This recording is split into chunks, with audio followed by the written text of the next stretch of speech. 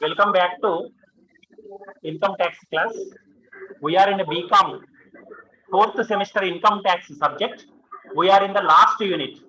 In this last unit, till now we have learnt about capital gains.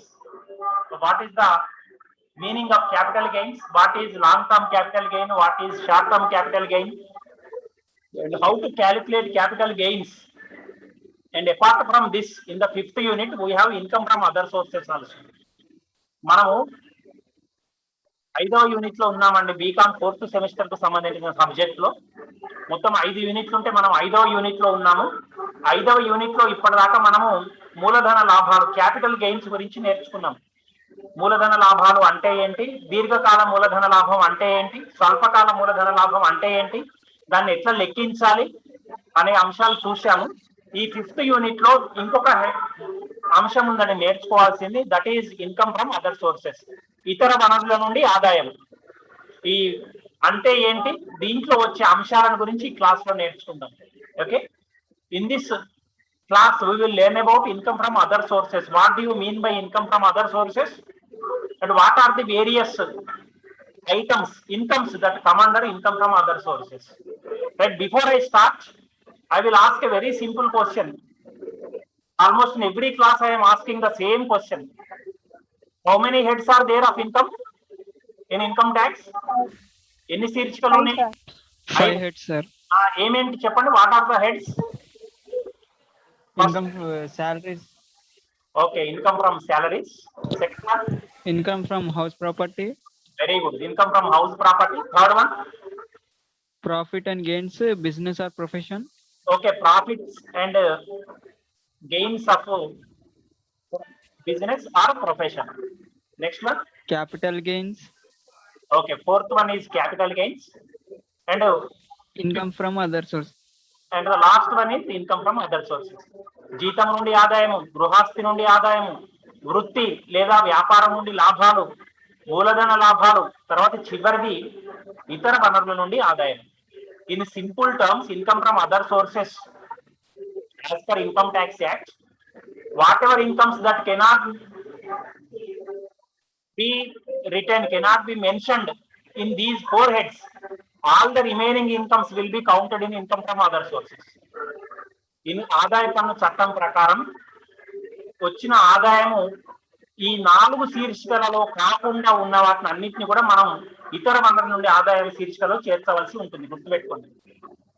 Did you understand? Yes, sir. Yes, sir. Okay.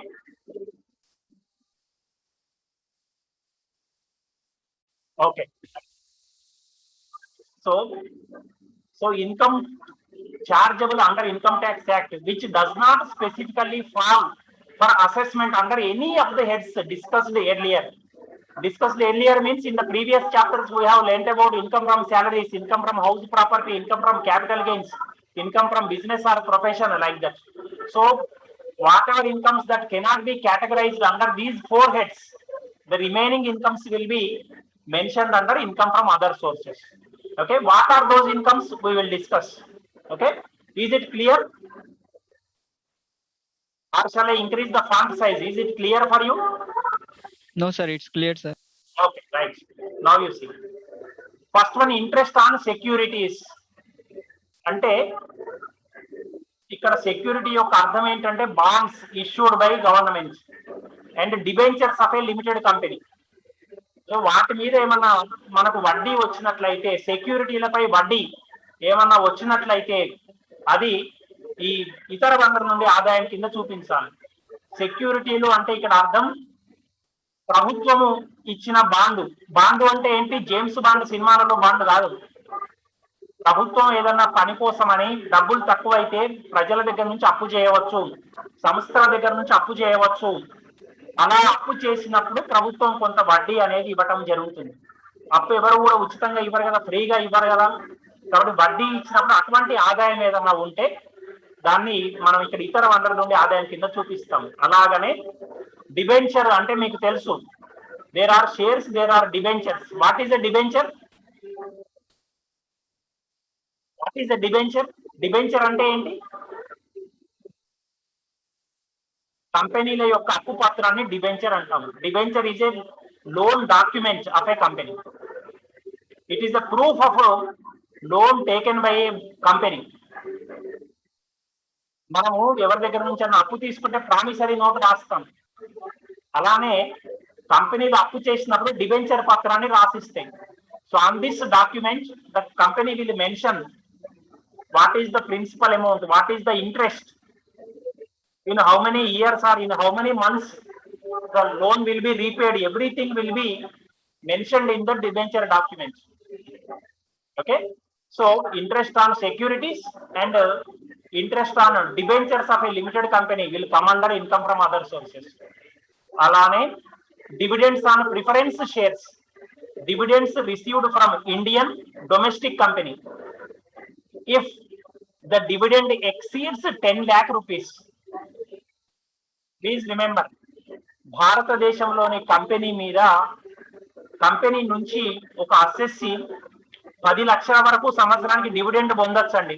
10 లక్షలకు మించితే ఆదాయాన్ని ఇతర వనరుల నుండి ఆదాయం కింద చూపించాలి. అర్థమైందా? 10 లక్షల వరకు డివిడెండ్ల మీద వచ్చిన ఆదాయాన్ని మనం చూపించవలసిన అవసరం లేదు. 10 లక్షలు దాటితే మాత్రం ఎక్స్ట్రా అమౌంట్ ఎంత ఉంటే అంత మీద 10% ట్యాక్స్ కట్టాలి. Is it clear? Did you understand? Dividend means dividend is a return on shares. మనము షేర్స్ రూపంలో వాటాల రూపంలో ఎందుకు పెట్టుబడి పెడతామంటే మనకు వచ్చిన ప్రతిఫలం ఏమంటామంటే డివిడెండ్ అంటాం, లాభంలో మన వాటా. సో ఆ డివిడెండ్ వస్తే అది 10 లక్షలు దాటి ఉంటే ఒక సంవత్సరంలో ఆ ఎక్కువ ఉన్న మొత్తం మీద 10% మనము ట్యాక్స్ కట్టవలసిన అవసరం ఉంటుంది. దాన్ని ఈ హెడ్ కింద చూపిస్తాం. Similarly third item, interest on debentures issued by cooperative societies, clubs. Those clubs maybe Lions club or any other club. Similarly, cooperative societies, different cooperative societies are there. Agricultural cooperative society, credit cooperative society, milk cooperative society, like that several cooperative societies are there. They can also issue debentures. They can also take amount from the public, in some cases.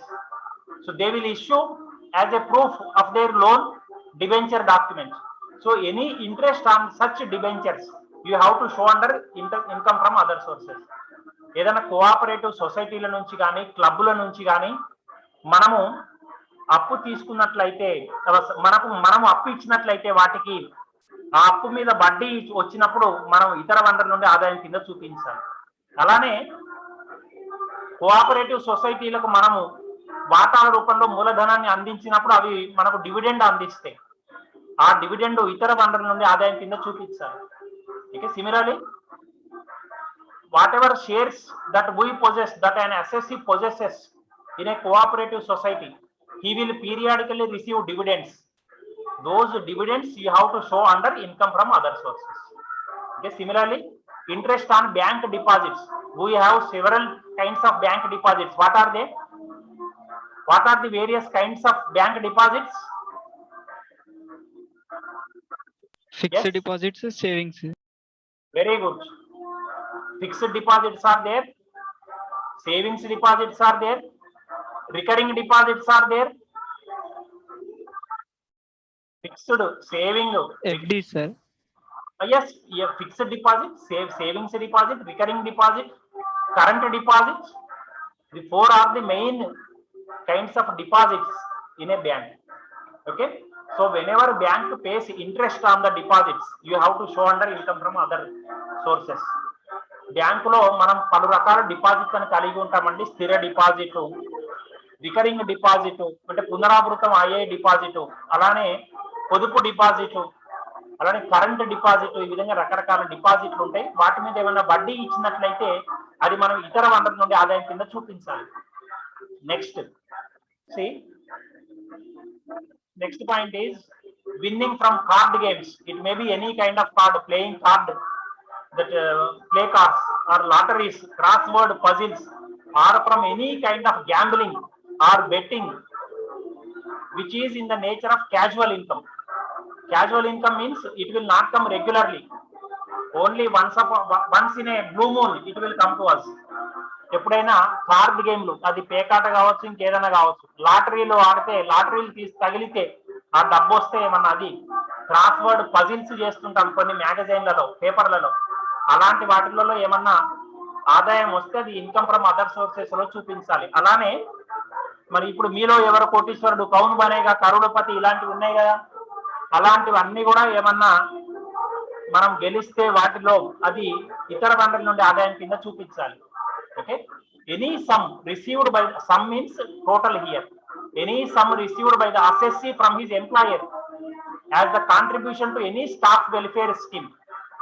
ఒక assessee తన యజమాని నుంచి ఏదైనా కొంత staff welfare scheme కింద కొంత డబ్బులు పొందినట్లయితే అది జీతం కాదు, యజమాని నుంచి పొందినప్పటికీ అది జీతం కింద చూపించకూడదు, అది మన సంక్షేమ పథకం కింద అందించారు కాబట్టి ఆ డబ్బును ఇతర వనరుల నుండి ఆదాయం కిందనే చూపించాలి.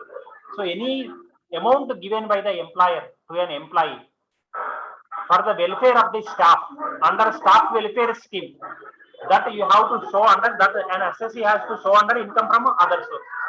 Okay, similarly, rent or hire charges received by letting of plant, machinery or furniture. మనం ఎవరికైనా మన ప్లాంట్ ను అద్దెకి ఇచ్చిన, యంత్ర సామాగ్రిని అద్దెకి ఇచ్చిన, ఫర్నిచర్ ను అద్దెకి ఇచ్చిన, అవన్నీ కూడా ఇన్కమ్ ఫ్రమ్ అదర్ సోర్సెస్ కింద చూపించాలి. Rent from subletting the house, in income from business or profits and gains of business, I have mentioned sublet, that this item came on the credit side of profits and gains of business. You can check there. I mentioned if sublet is there means you have to show it under income from other sources. ఎవరికైనా ఉప అద్దెకు ఇచ్చినప్పుడు అది మనం అద్దె కింద గృహాస్తి కాదు, మనకు అది మనం ఇంకొకరి దగ్గర నుంచి అద్దెకు తీసుకొని ఇంకొకరికి అద్దెకి ఇస్తున్నాం. అటువంటప్పుడు అది అద్దెకి మన గృహాస్తి నుండి ఆదాయం కింద చూపించకూడదు. అటువంటి దాన్ని ఆ సబ్లెట్ గా వచ్చిన దానిని ఇతర వనరుల నుండి ఆదాయం కింద చూపించవలసిన అవసరం ఉంటుంది. Okay, next royalty received. What is royalty? Can anybody సే?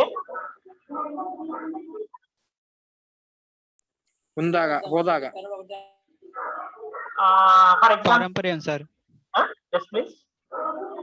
పారంపర్యం పారంపర్యం కాదు, రాయల్టీ అనం. పారంపర్యం అంటే అది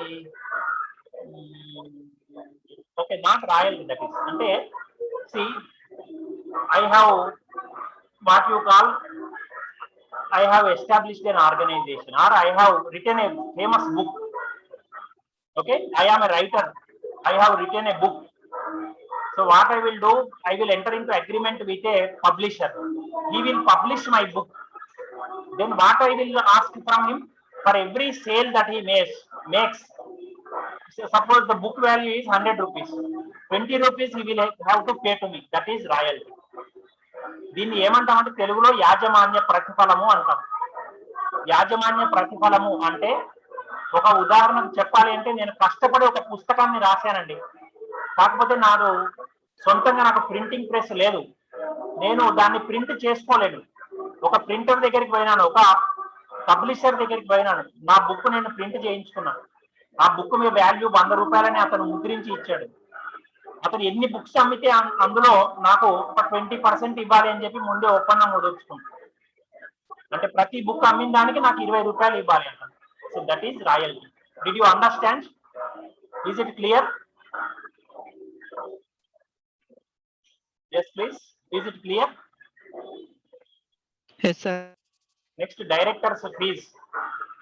A person, an assessee may be acting as a director, may be working as a director of a company or something else, or some organization. Whatever amount, whatever remuneration that he receives, it will be shown under income from other sources. Examination remuneration received by a teacher. We are involved in invigilation duties. We are involved in examination paper evaluation duties. So whatever remuneration that we receive as teachers, that is not our salary. That is not our income from house property. That has to be shown under income from other sources. ఒక teacher పరీక్షల డ్యూటీలో ఉన్నందుకు గాను తీసుకున్న ప్రతిఫలం ఏదైతే ఉందో అది ఇతర వనరుల నుండి ఆదాయం కింద చూపించాలి. Next, agricultural income from foreign lands. విదేశీ వ్యవసాయ భూముల నుంచి ఏమైనా ఆదాయం వస్తే అది ఇతర వనరుల నుండి ఆదాయం కింద చూపించాలి. That is agricultural income from foreign lands. Rent from lands based on empty spaces also we can earn money. So in such a case that is not income from house property. మనకు అక్కడ ఇల్లు లేదండి, కొత్త భూమిని మనం అద్దెకి ఇచ్చుకొని డబ్బులు తీసుకుంటున్నాం అనుకోండి, that should be shown under income from other sources. Then similarly commission received. మీకు తెలుసండి, కొంతమంది ఇన్సూరెన్స్ కమిషన్ల మీద ఆధారపడి బ్రతుకుతూ ఉంటారు. కొంతమంది చిట్ ఫండ్ ఏజెన్సీలలో పనిచేస్తుంటారు, కమిషన్లు తీసుకుంటుంటారు. So whatever commission they receive, you have to show under income from other sources. Similarly interest on securities issued by a foreign government. విదేశీ ప్రభుత్వం సెక్యూరిటీల మీద ఇచ్చే వడ్డీని ఇతర వనరుల నుండి ఆదాయం కింద చూపించాలి. Similarly MPs and MLAs, their remuneration, that is not their salary, please remember. You have to show under income from other sources. ఎంపీలు కానీ, మెంబర్ ఆఫ్ పార్లమెంటులు కానీ, పార్లమెంటు సభ్యులు, శాసనసభ సభ్యులు వాళ్ళ యొక్క పారితోషికాన్ని జీతం నుండి ఆదాయంగా చూపించకూడదు, ఇతర వనరుల నుండి ఆదాయంగా చూపించాలి. Similarly, annuity means annually once we receive. That is for lending trademarks or copyrights. What is trademark? Trademark అంటే ఏంటండి? ఏదైనా చిహ్నము, ఏదైనా గుర్తు, మన ఒక వస్తువు మనది అని చూపించుకోవడానికి, మన ప్రత్యేకతను చాటుకోవడానికి ఏదైనా చిహ్నం పెట్టుకుంటామండి. ఆ ఒక కంపెనీ తన యొక్క చిహ్నాన్ని కావచ్చు, లేదా తన యొక్క గుర్తును కావచ్చు, తన లోగోను కావచ్చు, వాటిని అన్నిటిని కూడా ట్రేడ్ మార్కులు అంటాము. కాపీ రైట్స్ అంటే ఇంతకు ముందు చెప్పినట్టుగా నేను ఒక పుస్తకాన్ని రాశాను, దానికి మొత్తం కాపీ రైట్స్ నావే ఉంటాయి, నాకు తెలియకుండా ఎవరు జిరాక్స్ చేయొద్దు, ఎవరు ప్రింటింగ్ చేయొద్దు దాన్ని. సో అటువంటి వాటి మీద ఏమైనా ఆదాయం తీసుకుంటే దాన్ని ఎవరికైనా ఇవ్వడం ద్వారా నేను ఆదాయాన్ని పొందితే, that income should be shown under income from other sources. Interest on loan given, మనం ఎవరికైనా అప్పు ఇస్తే దాని మీద వచ్చిన వడ్డీ ఇతర ఏ శీర్షికలలో కూడా చూపించడానికి వీలు లేదండి. It is not our salary, it is not our income from house property. అది ఇతర వనరుల నుండి ఆదాయం కిందనే చూపించాలి. మనం ఇచ్చిన అప్పు మీద వడ్డీ. Examinership remuneration received from employer not in the capacity of master of the assessee or from any other person institution. Already ఇంతకు ముందు ఇక్కడ అయిపోయిందండి. ఎగ్జామినేషన్ రెమ్యునరేషన్ మనం ఎవరి దగ్గర నుంచి తీసుకున్నాం, మన యజమాని మాత్రమే కావాల్సిన అవసరం లేదు, ఎవరి దగ్గర నుంచి తీసుకున్నా సరే అది ఇతర వనరుల నుండి ఆదాయం కింద చూపించాలి. Interest on income tax or any other tax refunds. మనం కొన్ని సందర్భాలలో ఆదాయ పన్ను ఎక్కువ కడతామండి, వాళ్ళు నెక్స్ట్ ఇయర్ ఆదాయ పన్ను శాఖ వాళ్ళు ఏం చేస్తారు, మనకు రీఫండ్ చేస్తారు, ఎక్స్ట్రా అమౌంట్ వాళ్ళు మనకు తిరిగి చెల్లిస్తారు. సో అటువంటి అప్పుడు ఆ ఆదాయాన్ని మనం ఎక్కడ చూపించాలి అంటే ఇన్కమ్ ఫ్రమ్ అదర్ సోర్సెస్ లో చూపించాలి. So interest on income tax also. ఆ విధంగా మనం ఎక్కువ కట్టిన దాని మీద వడ్డీ కూడా ఇస్తారు వాళ్ళు. సో అలాంటివన్నీ కూడా మనం ఇతర వనరుల నుండి ఆదాయం కిందనే చూపించవలసిన అవసరం ఉంది. ఓకే, సో ఇవి మాత్రమే కాకుండా ఇంకా చాలా ఉన్నాయండి. Agricultural income from land situated out side India. భారతదేశం వెలుపల మనకి ఏదైనా అగ్రికల్చరల్ ల్యాండ్ ఉన్నట్లయితే, వ్యవసాయ భూమి ఉన్నట్లయితే దాని మీద మనం పొందిన ఆదాయాన్ని ఈ శీర్షిక కిందనే చూపించాలి. All interest other than interest on securities, interest on bank deposits, interest on loan, ఇలాంటివన్నీ కూడా దీని కిందనే చూపించాలి, ఈ శీర్షిక కిందనే చూపించాలి.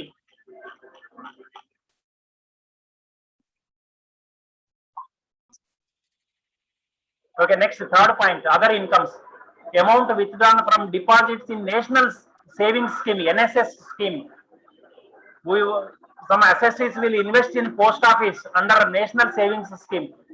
So whatever income that they received by withdrawing that deposit, that amount you have to show under income from other sources. Any annuity received under a will. What is will? Will అంటే ఏంటండి? వీలునామా తెలుగులో. అంటే వీలునామా అంటే ఏంటండి? What is a will? Nominee sir, one type of. Okay, paper at the time of death, before death, a person will write what his assets, to whom his assets should be given. అతని యొక్క ఒక వ్యక్తి చనిపోయే ముందు, చనిపోయే లోపల రాస్తాడండి paper మీద అతని ఆస్తులు ఎవరెవరికి చెందాలి అని. దాన్ని వీలునామా అంటాం. ఆ విధంగా ఒక ఆస్తి ఎవరి పేరు మీద రాసినప్పుడు సంవత్సరానికి కొంత ఆదాయం వచ్చింది అనుకోండి. ఉదాహరణకు ఇతనికి ఒక వీలునామా కింద ఒక ఆస్తి వచ్చిందండి, ఒక బిల్డింగ్ వచ్చింది. ఆ బిల్డింగ్ మీద ప్రతి సంవత్సరం కొంత ఆదాయం వస్తున్నది అనుకోండి, అది మనం ఇన్కమ్ ఫ్రమ్ అదర్ సోర్సెస్ లో చూపించాలి. Okay, next, any fees or commission received by an employee from a person other than his employer. అతని యజమాని కాకుండా వేరే వ్యక్తి దగ్గర నుంచి ఏమైనా ఫీజు కానీ కమిషన్ కానీ ఏమైనా తీసుకుంటే అదంతా కూడా ఇతర వనరుల నుండి ఆదాయం కింద చూపించాలి. Casual income in excess of 5,000 you have to show under income from other sources. ఏదైనా ఇన్కమ్ యాదృచ్ఛికంగా అప్పుడప్పుడు వచ్చే ఇన్కమ్ ఏదైనా ఉంటే, ఆదాయం ఏదైనా ఉంటే, అది 5,000కు మించితే అది ఇతర వనరుల నుండి ఆదాయం కింద చూపిస్తాం. అదే in case of horse race the amount limited is 2,500. ఒకవేళ గుర్ర పందాల్లో పాల్గొని మనకు అమౌంట్ 2,500 కంటే ఎక్కువ గెలిచామనుకోండి, అది కూడా ఇతర వనరుల నుండి ఆదాయం కింద చూపించాలి. Directors commission for giving a guarantee to a bank, directors commission for underwriting shares of a new company, directors fees, family pension received by widow of an employee of the UNO is exempt. Similarly the family pension of gallantry award is exempt. Family pension అంటే ఏంటి అంటే, చూడండి బొమ్మ గీస్తున్నాను.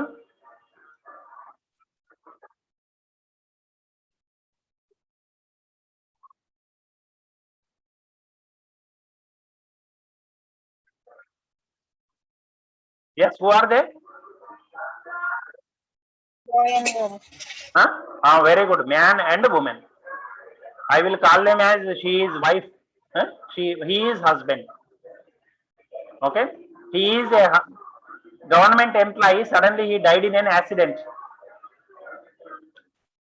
మొగుడు పెళ్ళాలండి, మొగుడికి government ఉద్యోగం ఉన్నది, యాక్సిడెంట్ లో చనిపోయినాడండి. పెళ్ళానికి పెన్షన్ వస్తుందండి. ఆ పెన్షన్ ఏమంటారంటే ఫ్యామిలీ పెన్షన్ అంటాం. నార్మల్ గా ఫ్యామిలీ పెన్షన్ ఏం చేయాలంటే ఇతర వనరుల నుండి ఆదాయం కింద చూపించాలి. అయితే ఒకటి గుర్తుపెట్టుకోవాల్సిన అంశం ఏమిటి అంటే, యుఎన్ఓ అంటే ఏంటంటే తెలుగులో what is UNO? United Nations Organization, ఐక్యరాజ్య సమితి. ఐక్యరాజ్య సమితిలో ఎవరన్నా వ్యక్తి పనిచేస్తున్నప్పుడు, భారతీయ పౌరుడై ఉండి పనిచేస్తున్నప్పుడు అతను కానీ ఆమె కానీ చనిపోయిన సందర్భంలో వాళ్ళ ఫ్యామిలీ మెంబర్ కి, వైఫ్ కి కానీ హస్బెండ్ కానీ ఇట్లా ఫ్యామిలీ పెన్షన్ వస్తుందండి. దాన్ని మాత్రం మనం ఇక్కడ చూపించకూడదు. మామూలు ఉద్యోగి అయితే అతని కుటుంబానికి ఫ్యామిలీ పెన్షన్ వస్తే మాత్రం ఇతర వనరుల నుండి ఆదాయం కింద చూపించవచ్చు. అలానే gallantry awardee, what is gallantry awardee? Gallantry awardee అంటే యుద్ధంలో సైనికుడు వీరమరణం పొందాడనుకోండి, అతని భార్యకు పెన్షన్ వస్తుందండి, family pension.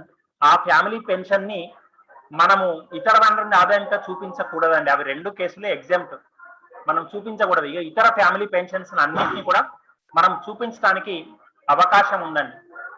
Okay, similarly you can see gratuity received by a director who is not an employee of the company. Gratuity అంటే ఏంటండి? What do you mean by gratuity? Gratuity అంటే జనరల్ గా రిటైర్ అయ్యేటప్పుడు ఇస్తారండి employees కి, ఉద్యోగులకు. At the time of retirement they will receive, employees will receive from the organization, from the company. So that amount you have to show under income from other sources. Income from lease hold property, మనం ఏదైనా lease కు ఇచ్చే ఆస్తి ఉన్నప్పుడు, ఆ లీజుకి ఇచ్చినప్పుడు దాని మీద వచ్చే ఆదాయం అంతా కూడా ఇన్కమ్ ఫ్రమ్ హౌస్ ప్రాపర్టీ కింద చూపించాలి. Income from markets, Ferris, fisheries. What is ferry? Ferry అంటే ఏంటంటే షిప్. ఫెర్రీ అంటే పడవ. వాటి మీద వచ్చే ఆదాయము, చేపల పెంపకం ద్వారా వచ్చిన ఆదాయము, మార్కెట్లలో వచ్చిన ఆదాయము, అవన్నీ కూడా మనము ఇతర వనరుల నుండి ఆదాయం కింద చూపించాలండి. ఇన్కమ్ ఫ్రమ్ అన్డిస్క్లోజ్డ్ సోర్సెస్ అంటే ఏంటండి? అన్డిస్క్లోజ్డ్ అంటే ఏంటి? What do you mean by undisclosed?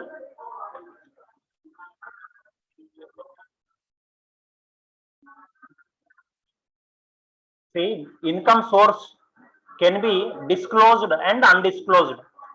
Disclosed అంటే బయటికి చెప్తామండి, నాకు వచ్చిన జీతం నుండి ఆదాయం ఎంత అంటే నేను గవర్నమెంట్కి చెప్తా క్లియర్గా. ఇప్పుడు స్మగ్లర్ ఉన్నాడండి, వాడు బయటికి చెప్పలేడు. అక్రమంగా లంచాలు సంపాదించే వాళ్ళు ఉన్నారు, వాళ్ళు బయటికి చెప్పగలరా నాకు ఇంత ఆదాయం వచ్చింది సార్ అని? No, sir. They cannot say. Smugglers are there, goondas, langas, lafangas are there in the society. They cannot disclose their income source. పోలీసులు కానీ ప్రభుత్వం కానీ వాళ్ళ ఇంటి మీద దాడి చేసినప్పుడు మీరు చూస్తుంటారు పేపర్లలో, ఫలానా ప్రభుత్వ ఉద్యోగి ఇంట్లో ఇన్ని లక్షల కోట్ల సొమ్ము ఉన్నదని. యామే కరెక్ట్? పేపర్ చూస్తుంటారు కొన్ని సందర్భాల్లో లక్షల కోట్ల రూపాయల డబ్బు ఇళ్ల మీద దాడి చేసి ఇన్కమ్ ట్యాక్స్ డిపార్ట్మెంట్ వాళ్ళు పట్టుకుంటారండి. అది ఆదాయం యొక్క సోర్స్ ఎక్కడి నుంచి వచ్చింది నీకు అంటే వాడు చెప్పడు, వాడు జైల్లో ఉంటాడు జీవితాంతం, చస్తాడు ఆ బాధకు టెన్షన్కు. సో ఆదాయం అంతా మనం ఎక్కడ చూపించాలి అంటే ఇన్కమ్ ఫ్రమ్ అదర్ సోర్సెస్ కింద చూపించాలి. లంచాల ద్వారా పొందిన ఆదాయం, స్మగ్లింగ్, గూండాగిరి, దాదాగిరి, ఇలాంటి ఆదాయాలన్నీ కూడా మనము బయటికి చెప్పలేము. నేను ఫలానా అని చంపిన ద్వారా నాకు ఇంత డబ్బు వచ్చిందని ఎవరైనా చెప్తారండి పోలీసులకు పోయి? ఇన్కమ్ ట్యాక్స్ డిపార్ట్మెంట్కి పోయి చెప్పడు కదా ఎవడు. So that income you have to show under undisclosed sources in this head only. Okay, so similarly you can see income of a tenant, that already I mentioned you. In subletting, what is sublet I told you. Income of royalty, already I discussed this. Interest received by an employee on his own contributions to an unrecognized provident fund. Provident fund అంటే తెలుగులో భవిష్య నిధి అంటామండి. ఉద్యోగి తన యొక్క భద్రత కోసం కొంత మొత్తాన్ని పొదుపు చేస్తాడండి, వాటిని ప్రావిడెంట్ ఫండ్ అంటాం. సాధారణంగా బ్యాంకు డిపాజిట్ల కంటే ఎక్కువ వడ్డీ అనేది ఉంటుంది, ఎక్కువ సురక్షితము. కాబట్టి వీటికి గుర్తింపు పొందిన ప్రావిడెంట్ ఫండ్స్ ఉన్నాయి, గుర్తింపు పొందనివి ఉన్నాయి. Recognised provident funds are there, unrecognised provident funds are there. So whatever an employee, whatever amount that is received by an employee by way of interest from an unrecognized provident fund, you are going to show under income from other sources. Interest received on securities of a cooperative society, this also I have mentioned. Remuneration received by a teacher or a lawyer for doing examination work, అది టీచర్లు కావచ్చు, లాయర్లు కావచ్చు, ఎవరైనా కావచ్చు. Remuneration received for writing articles in journals, ఏదైనా journals లో articles రాయడం ద్వారా ఏదైనా డబ్బులు వస్తే దాన్ని ఇతర వనరుల నుండి ఆదాయం కింద చూపించాలండి, అంటే పత్రికలలో. సో ఇవి అన్ని కూడా ఇతర వనరుల నుండి ఆదాయంగా పరిగణించడం జరుగుతుందండి. అర్థమైందా మీకు నేను చెప్పింది? These are income from other sources. Different incomes are there which cannot be categorized under the remaining 4 heads, that are income from salaries, income from house property, income from business or profession, capital gains. ఈ 4 శీర్షికలలో రాని ఆదాయాలు అన్ని కూడా income from other sources కింద వేస్తామండి. Okay, so dear students, today what we have learned in this class, we have learnt about income from other sources. ఇతర వనరుల నుండి ఆదాయము అంటే ఏంటో మనం నేర్చుకున్నాం. ఇతర వనరుల నుండి ఆదాయము అంటే ఆదాయ పన్ను సూచించినవి మొత్తం 5 శీర్షికలు. ఆ 5 శీర్షికలలో చివరి శీర్షికనే ఇతర వనరుల నుండి ఆదాయం. ఇతర 4 శీర్షికలలో రాని ఆదాయం అంతా కూడా ఇతర వనరుల నుండి ఆదాయం కింద చూపిస్తాము. ఆ 4 శీర్షికలు ఏంటి అంటే జీతం నుండి ఆదాయము, గృహస్థి నుండి ఆదాయము, వ్యాపారము లేదా వృత్తి నుండి లాభాలు, మూలధన లాభం లేదా పెట్టుబడి లాభం. అవి కాకుండా మిగిలిన ఆదాయాలు అన్ని కూడా ఇన్కమ్ ఫ్రమ్ అదర్ సోర్సెస్, ఇతర వనరుల ఆదాయం కింద చూపిస్తాం. దాంట్లో మనం సుమారు ఒక 40 ఐటమ్స్ చూసాం. Okay, is it clear are there any doubts for you? Clear, sir. Okay, so with this I will end my class today. Okay, in the next class we will meet with some more problems or some more theory based topics. Okay.